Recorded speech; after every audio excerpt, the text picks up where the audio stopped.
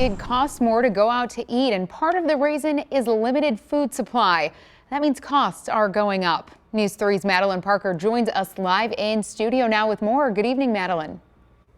Good evening, Julie. I spoke with the Carbondale Chamber of Commerce CEO. He says problems with supply chains is nothing new for restaurants. But what's concerning is that the problems have been going on for months with really no signs of ending. William Lowe spent years working in the restaurant industry as general manager for Nuka-Hala in Carbondale. Now, as the Carbondale Chamber of Commerce CEO, he sees that restaurants, not only in Carbondale, but nationwide, are experiencing issues when it comes to commodities and supplies. For years, restaurants have always dealt with different shortages, but it's usually resolved pretty quickly.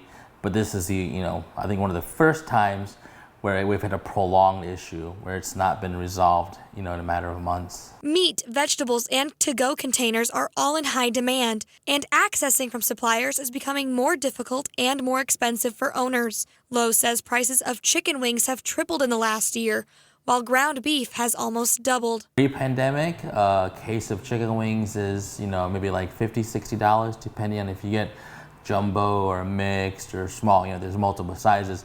But now that same, case will be $175, $170. The pandemic isn't the only source of stress on suppliers.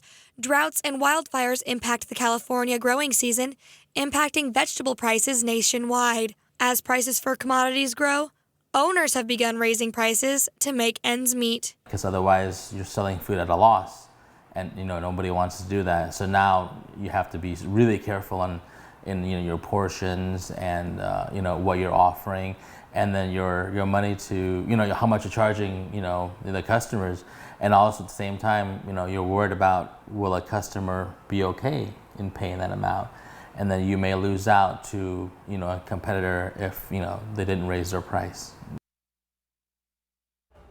Lowe also says that while national supply costs are on the rise, it is a good time for consumers to take advantage of locally owned butchers and farmers markets, as they are less impacted by the shortages. Live in studio, Madeline Parker, News 3.